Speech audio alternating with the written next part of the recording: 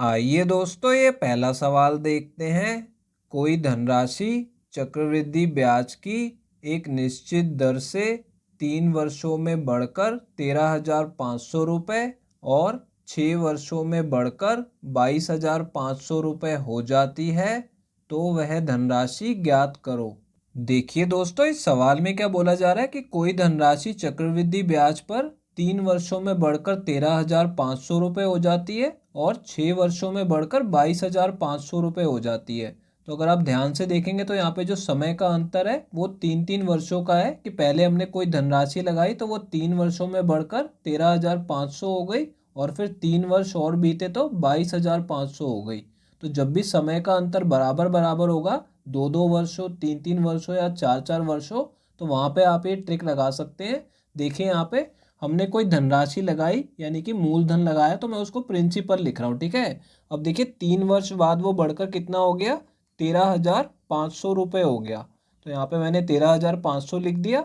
अब 3 वर्ष और बढ़े तो यहाँ पे कितना हो जाएगा, बढ़कर 22,500 रुपये हो जाएगा। ठीक है, अब देखिए वर्षों का जो अंतर है वो बराबर बराबर है। ठीक है, 3 वर्ष यहाँ लगे हैं और फिर 3 वर्ष और लगे हैं। तो देखिए दोस्तों, ऐसे सवालों को कैसे सॉल्व करना है, यहाँ पे जो बाद वाली धनराशि है उसको पहले वाली धनराशि से भाग करके देख लेना है। तो मैं नीचे आपको भाग करके दिखा देता हूँ। यहाँ पे 22,500 को हमें 13,500 से भाग कर लेना है। तो देखिए यहाँ पे 2 जीरो से 2 जीरो कट जाएंगे।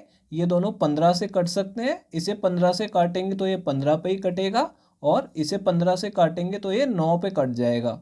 अब इन दोनों को 3 से काट देंगे तो ऊपर 5 आ जाएगा और नीचे 3 आ जाएगा। ठीक है, यानी हमें 5/3 प्राप्त हुआ। इसका मतलब क्या हुआ कि जो हमने धनराशि लगाई थी वो यहाँ पे 5/3 गुना हो गई है। ठीक है, और यहाँ पे फिर से 3 वर्षों का समय बीता तो फिर से ये 5/3 हो गई है। अब देखिए हमसे वो मूलधन जानना चाहता है, तो मूलधन कैसे निकालेंगे। जब हम आगे की तरफ जा रहे थे तो यहाँ पे 5/3 हो रही थी, लेकिन अब हमें क्या करना है, यहाँ पे 13,500 से वापस अपने मूलधन पे आना है। ठीक है, तो इसके लिए हमें क्या करना होगा, इसे उल्टा करके गुणा करना होगा। तो यहाँ पे हम 5/3 का उल्टा 3/5 से इसे गुणा करके अपना आंसर निकाल लेंगे। तो देखिए 13,500 को 3/5 से गुणा करेंगे तो कितना आ जाएगा, यहाँ पे देखिए 13,500 गुणा 3/5। तो जब 5 से मैं इसे काटूंगा तो पहले ये 2 पे कटेगा, फिर ये 7 पे कटेगा और 2 जीरो आ जाएंगी। अब देखिए 2700 को 3 से गुणा करेंगे तो कितना आ जाएगा, 8,100 रुपये आ जाएगा।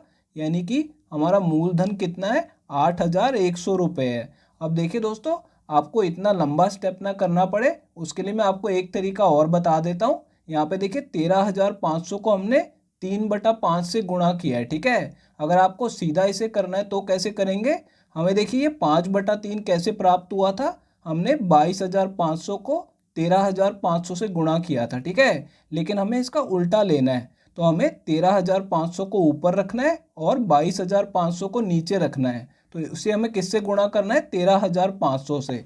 तो देखिए एक तरीका और सीख लीजिए। यहाँ पे हमें क्या करना है, 13,500 को तो लिखना ही है जैसे हमने यहाँ पे लिखा था, लेकिन यहाँ पे 3 की जगह हम क्या लिखेंगे, एक बार फिर से 13,500 लिख लेंगे और यहाँ पे 5 लाने के लिए किसे लिखेंगे, 22,500 को लिखेंगे। ठीक है, तो यहाँ पे इस सवाल में आप इसे एक ट्रिक की तरह यूज़ कर सकते हैं कि जो पहले वाली छोटे वाली धनराशि है इसे 2 बार गुणा कर लेना है और ये बड़े वाली धनराशि को नीचे भाग में लिख देना है। ठीक है, अब इसे सॉल्व करेंगे तो देखिए वही आंसर आ जाएगा। 2 जीरो से 2 जीरो कटेगा और इन दोनों को काटेंगे तो कितना आ जाएगा, 3/5 आ जाएगा। तो फिर से हम यहीं पे पहुंच गए, यानी कि आंसर हमारा वही आएगा। तो आप इस शॉर्ट ट्रिक का भी यूज़ कर सकते हैं। तो दोस्तों देखिए ये हमारा इस सवाल का आंसर आ गया है, ये चौथा ऑप्शन करेक्ट है। आइए दोस्तों, ये अगला सवाल देखते हैं। कोई धनराशि चक्रवृद्धि ब्याज पर 7.5 वर्षों में दोगुनी हो जाती है, तो वही धनराशि समान ब्याज दर से कितने वर्षों में 16 गुना हो जाएगी, हमें बताना है दोस्तों। देखिए दोस्तों, इस सवाल में क्या बोला जा रहा है कि कोई धनराशि चक्रवृद्धि ब्याज पर 7.5 वर्षों में दोगुनी हो जाती है और हमसे जानना चाहता है वो कितने वर्षों में 16 गुना हो जाएगी। तो इसमें शॉर्ट ट्रिक कैसे लगाएंगे, यहाँ पे देखिए क्या बोला जा रहा है, दोगुनी हो जाती है और 16 गुना कितने समय में हो जाएगी।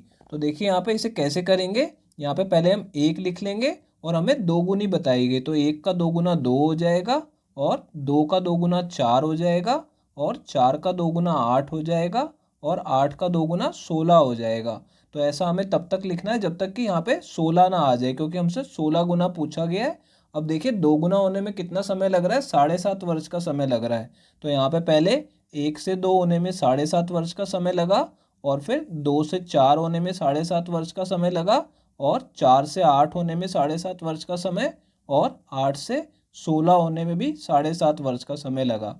अब हमें क्या करना है, इन सबको जमा कर देना है। ठीक है, तो इन सबको जमा करेंगे तो 15 और 15 30 हो जाएगा, यानी कि इसका आंसर कितना आ जाएगा कि 30 वर्ष में वह धनराशि 16 गुना हो जाएगी। तो दोस्तों ये हमारा इस सवाल का आंसर आ गया है, ये पहला ऑप्शन करेक्ट है। आइए दोस्तों ये अगला सवाल देखते हैं।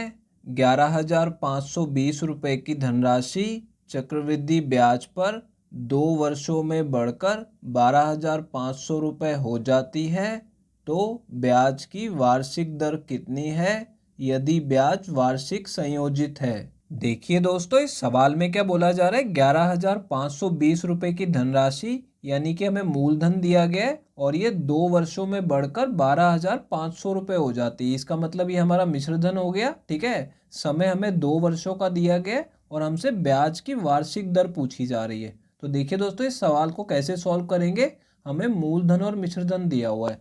मूलधन यानी कि प्रिंसिपल और मिश्रधन यानी कि अमाउंट। ठीक है, तो पहले हम क्या करेंगे, इन दोनों को अनुपात में लिख लेंगे। तो हमारा मूलधन कितना है, 11,520 रुपये है। ठीक है, और मिश्रधन कितना है, 12,500 रुपये है। तो पहले हमें इन दोनों को अनुपात में लिख लेना है। अब इन्हें काट के छोटा कर लेंगे तो देखिए 0 से 0 कट जाएगी और इन दोनों को 2 से काट लेंगे। तो पहले इसे 2 से काटेंगे, तो पहले इसे 2 से काटेंगे तो पहले ये 5 पे कटेगा, फिर 1 शेष बचेगा, फिर ये 7 पे कटेगा, फिर 1 शेष बचेगा, फिर ये 6 पे कट जाएगा। अब देखिए 1250 को काटेंगे तो 1200 का आधा 600 और 50 का आधा 25 आ जाएगा। ठीक है, यानी कि देखिए इन दोनों को हमने काट के छोटा कर लिया। अब देखिए इन्हें तब तक हमें काटते रहना है जब तक ये वर्ग संख्याएं ना बन जाएं। ठीक है, अब वर्ग संख्याएं क्यों, क्योंकि यहाँ पे समय 2 वर्षों का दिया गया है। अब हमें क्या करना है, इन दोनों को वर्गमूल कर देना है, यानी कि स्क्वायर रूट लगा देंगे। तो यहाँ पे देखिए ये किसका वर्ग होता है, ये 24 का वर्ग होता है, तो नीचे 24 आ जाएगा और ये 25 का वर्ग होता है तो नीचे 25 आ जाएगा। ठीक है, अब देखिए यहाँ पे हमसे दर पूछी जा रही है तो हमें मूलधन किसे लेके चलना है, ये जो वैल्यू आई है। तो देखिए 24 हमारा मूलधन है और 25 हमारा मिश्रधन है। तो इस पे हमें ब्याज कितना मिल रहा है, ब्याज हमें 1 रुपये का मिल रहा है। अब देखिए दोस्तों दर कैसे निकालते हैं, यहाँ पे ब्याज हमें कितना मिल रहा है, 1 रुपये का मिल रहा है। ठीक है, और इसे भाग कर देंगे मूलधन से यानी कि 24 से, और इसे प्रतिशत में बदलने के लिए 100 से गुणा भी कर देंगे। तो देखिए दोस्तों इन दोनों को 4 से काटा जा सकता है, तो इसे 4 से काटेंगे तो 25 आ जाएगा और इसे 4 से काटेंगे तो ये 6 पे कट जाएगा। अब देखिए 25 को जब मैं 6 से भाग करूंगा तो पहले ये 4 पे कट जाएगा 24 पे। ठीक है, और फिर एक शेष बचेगा और नीचे ये वाला 6 आ जाएगा, यानी कि 4 सही 1/6% की दर होगी। तो दोस्तों ये हमारा इस सवाल का आंसर आ गया है, ये दूसरा ऑप्शन करेक्ट है। दोस्तों अगर ये वीडियो आपको पसंद आई हो तो इसे लाइक कर दीजिए, और दोस्तों अगर आप लोग चैनल पे नए हैं तो चैनल को सब्सक्राइब जरूर कर लीजिएगा, और दोस्तों नोटिफिकेशन बेल को दबाना बिल्कुल मत भूलिएगा। तो दोस्तों इस वीडियो को यहीं ख़त्म करेंगे, आपसे मिलते हैं अब अगली वीडियो में।